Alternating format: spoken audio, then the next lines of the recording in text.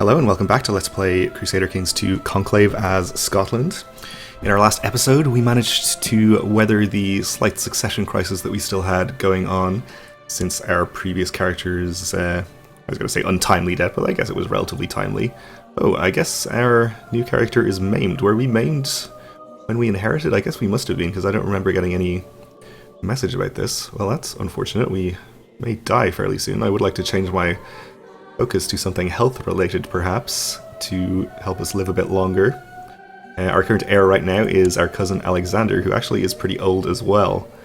So we would definitely like to have somebody younger inherit if possible, but people seem to be intent on choosing Alexander. So I don't think there's much we can do to change their minds. Anyway, also in the last episode we managed to finish revoking the county of Gowrie, which is where we would like to have our capital eventually, or maybe just right now. I guess we can do this right now and probably even start building a castle in here. We would like to probably just build 2 more castles in here so we can have the, well, once it's our capital, we'll have plus 50% capital county bonus to our levy, and also we get a bonus to our income, which is not shown here. Where is this shown? Like on here? Oh yeah, I guess there's no automatic bonus to tax income, but we will have our steward there collecting taxes, which gives us a bonus, and that would apply to all 3 castles if we had 3 castles in the county. Alright, so we'll just move our capital now, I guess. I think it's going to be a slight reduction to our levy because we're losing the capital bonus to this castle, which has levy available right now, while this one doesn't. But not a big deal, really. Let's start building a castle. It's going to cost us 600 gold. Also, now that we have our capital where we want it, I can much more freely spend gold on upgrades, which I've kind of been holding off on doing up until now. Let's get our... We'll get our marshal first of all to train troops here. And I think we'll actually have our steward oversee construction until that castle is built to get it done quicker. Which means we will be making a bit less money, but that's okay. So we want to look at doing some more expansion probably pretty soon, or else maybe revoking this last county in here. Let's see if we can plot to do that.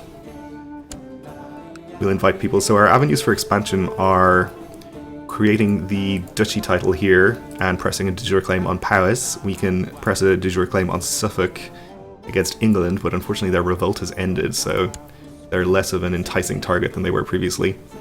And also in England we invited a claimant to the county of Northumbria here, which gives us a claim that we might be able to press in the future, but we can't right now. I think the easiest one is going to be to go for Powys first, but I think we'll see if we can get this revocation done first. So let's unpause and continue here.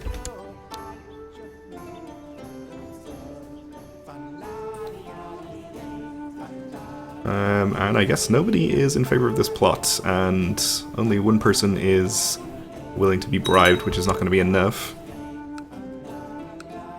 Okay, that's fine. We'll just go ahead with plan B here and create the county of Gwynedd, or the duchy of Gwynedd. This will help our prestige as well, which is good for vassal opinion.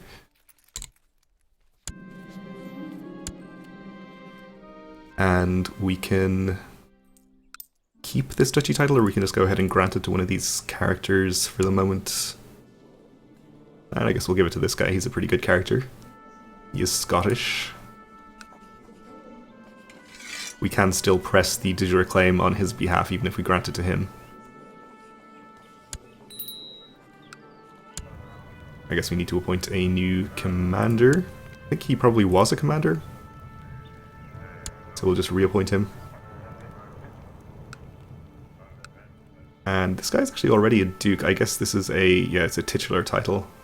We'll probably just end up being destroyed when we conquer him. I assume he won't accept a vassalization.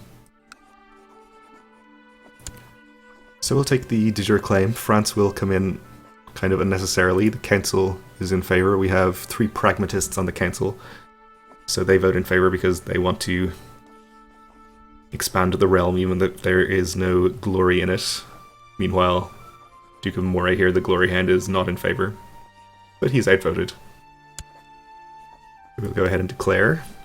And we shouldn't even need to raise all of our troops, we can just use our retinue and maybe some of our domain troops from down here. And I guess we'll raise Ulster. I think he's fairly happy with us. He's not that happy, but he's on the council, so what can he do? Not join factions, that's what. And we lost our steward, okay. The Earl of Kildare. So actually the best person for the job is our Norwegian Duke of Munster. So I guess we may as well appoint him. Ooh, he's a Varangian, actually. Yeah, okay. Gets him up into positive opinion. We'll send him to oversee construction of our castle.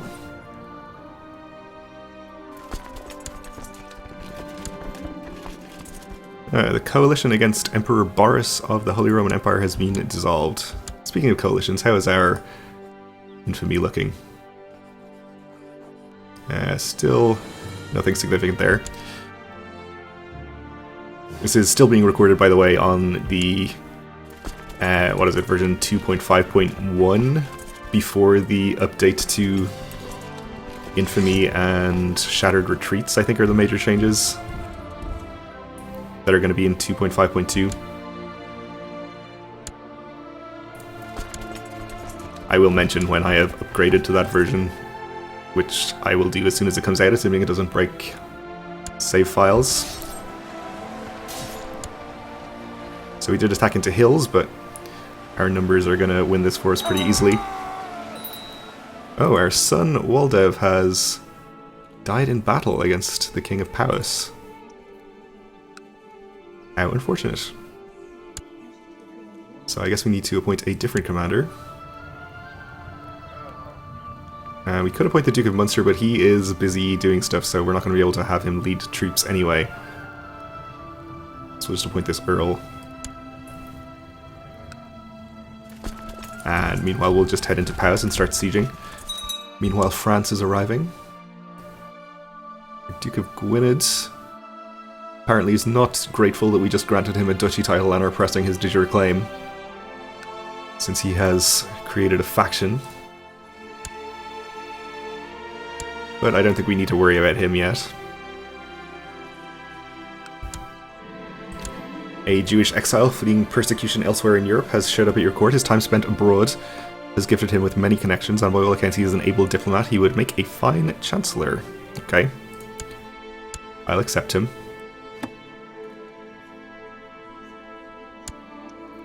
He would be a decent chancellor.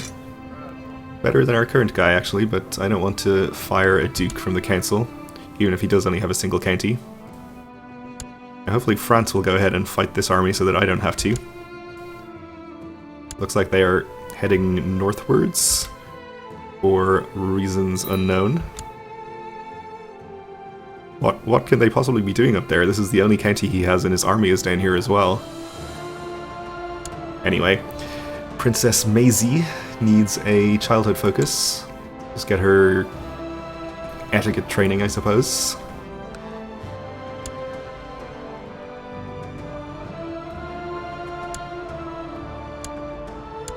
Oh, is there some other revolt or civil war going on?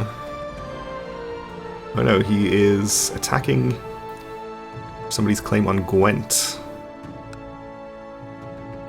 which is unfortunate, because I would like that county, and it would be much easier to take it from the Count of Gwent than from England. Anyway, our son Prince John needs an education focus. Alright, this is the prince that we messed up his room before, and he is apparently still holding a grudge about it. So he is fussy and conscientious, which I'm guessing is going to lend itself to a stewardship education. Conscientious is good for that, yes. Would also be okay for intrigue. I think we'll go for stewardship, though.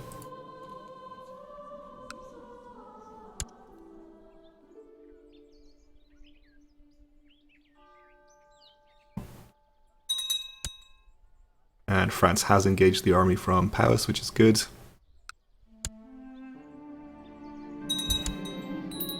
Our court chaplain, Bishop Oscar of Christchurch, has been discovered charging money for various religious favours, putting the gold in his own pocket. So we can say that's intolerable. Oscar will lose 50 prestige and piety, and our opinion of him goes down. And he gets fired from the council, okay. Or we can say it's disappointing but understandable.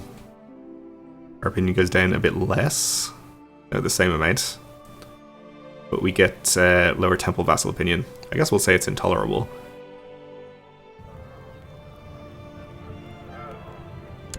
And we'll appoint somebody else as chaplain. I guess we could actually just appoint Bishop Oscar again. Though, actually, our castle has just finished construction, which means we need to give away a county, and Oscar is the Bishop of Christchurch, so we're going to lose him as an option anyway. Alright, let's take care of this first, I guess. I do want to keep the counties up here for the time being at least, so we will give away Dublin to a character of the appropriate kind. Not imprison, any marital status, not already a ruler, and not of a great house.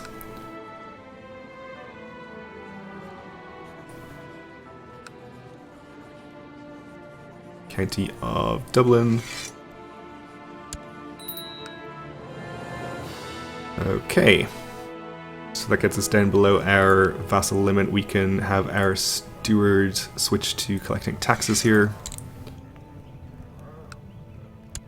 We still need to appoint a chaplain, who is going to be this guy. He is a commander, but I think we'll just have him on chaplain duties instead, namely eradicating heresy in Oriel. And we do need to appoint a new commander, who I guess will be our new Earl of Dublin. Alright then, so we should get some war score from this battle. Up to 62%. So a couple of sieges here, maybe enough. Oh, and we have died already of our unfortunate maiming, so we are now King Alexander II. Probably not going to live too long, if I had to guess. Since we are 55 years old already, we'll see who we get as our new heir when people start voting. We have no heir of our dynasty. Well, that's not going to last. We have Tanistry succession, so... Are we... No, we are not non-matrilineally married. Or we're not matrilineally married, rather. Okay, well... Let's just unpause for a second here, because some of these things are obviously not correct. Okay. So I guess people are now voting for Ninian. Which is okay by me, I suppose. He's not as great a character as he could have been. We are unfortunately over our domain limit.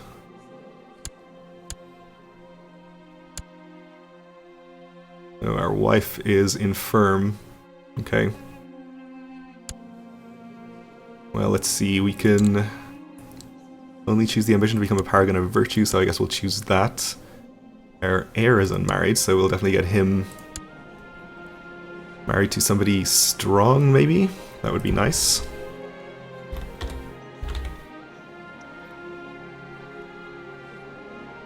We'll sort by age here and get somebody as close to 16 as possible. I'm actually kind of more inclined to choose her, even though she's a year older, because she's just a much better character. So we'll get that done. So of course the council is going to be discontent again until June 1125. Or 1152, sorry. We need to also nominate a successor. I'm happy enough with Ninian, so I think we'll just confirm him. And let's keep an eye on our factions. See what actions we're going to need to take. I think the good news is that the characters in Ireland will no longer be annoyed with us over destroying the kingdom title, since that was a different character. We'll gain prestige here, I think, because that will help with vassal opinion.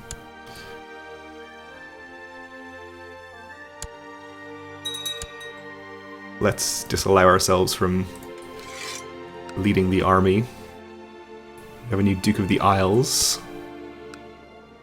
Not especially pleased with me. And he's a drunkard. I'm not choosing a character focus yet, by the way, because I'd like to retain the option to maybe pick something diplomacy related if it might help with the factions. So Moray has founded elective succession, which could be dangerous if other people join there. Okay, Ulster's had his opinion improved, that's good.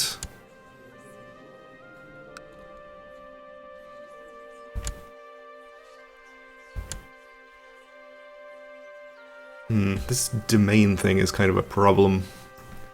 So we could choose a stewardship focus, which would give us a chance to get above the relevant stewardship to hold an extra county. I could probably work it out, but let's just assume that it will and choose rulership. That did indeed get us to 7, okay. So that's effectively a +10 with all of our vassals, and we gained some more gold from a tithe, which is very useful potentially.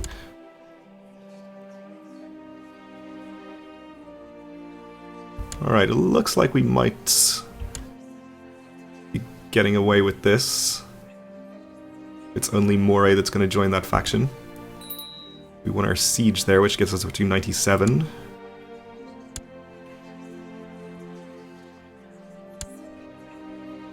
Maybe if France sees fit to fight this remaining little army, that will get us the 3% that we need.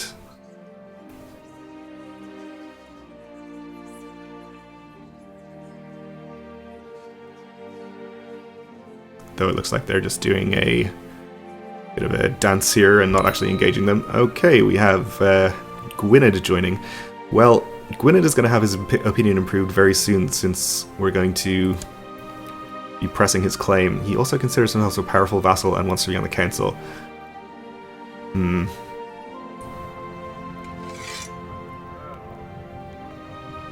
let's see. He would make a good marshal. It means we'd have to move Moray somewhere else.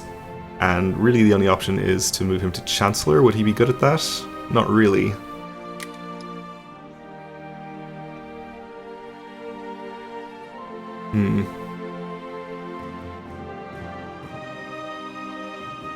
And the problem is that having a good Chancellor is very valuable to us because we can use him to improve opinion.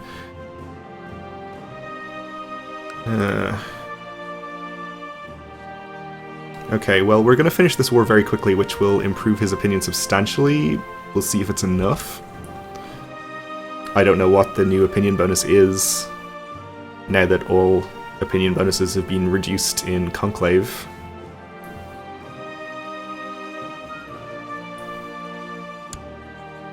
And also we have the Duke of Ulster in the increased council power faction as well.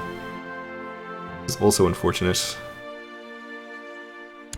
It's about another year and a half before the council becomes content again.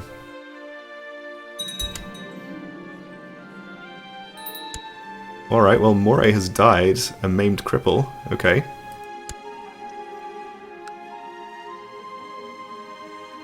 So we now have a Duchess of Moray, who is not annoyed over not being on the council because she can't be. And I guess we can appoint the Duke of Gwynedd to be our Marshal, which should help out there.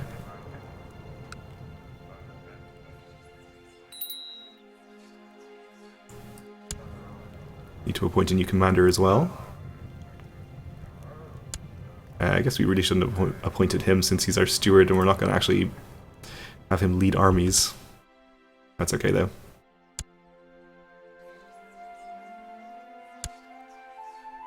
Alright, so it's only the increased council power that's a problem now. Gwynedd, as noted, will be having his opinion improved very soon. Improved further even.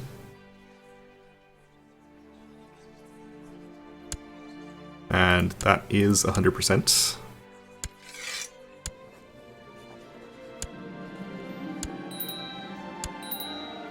Okay, so this guy becomes...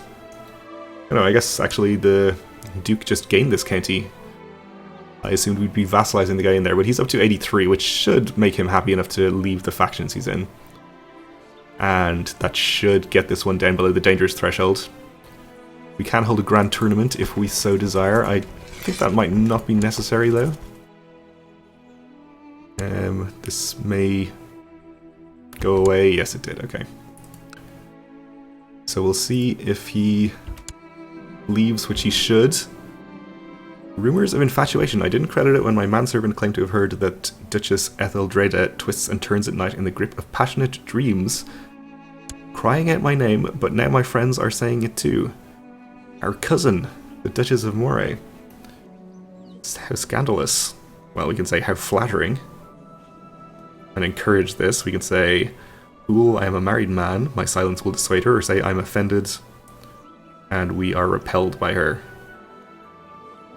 We'll just remain silent, I suppose. I don't know if this will disimprove her opinion of us, but probably it will, which we should probably avoid, I guess.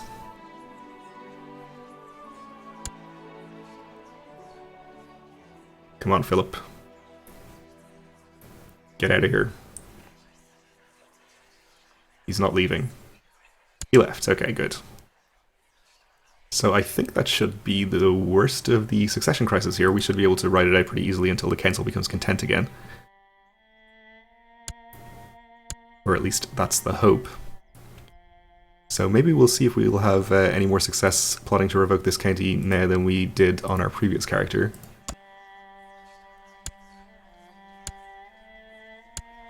We can maybe consider holding a grand tournament. Just for fun. I guess it would potentially improve our chances of getting more people into this plot. And we have the Independence faction reformed under the Earl of Cumberland. But I don't think we need to be too worried about that. So if we could get Ulster out of here, that would be great. Our Chancellor is working on him, though. Alright, well, we're out of time for this episode, so we'll leave it here for the moment. Thanks for watching, and join me again next time.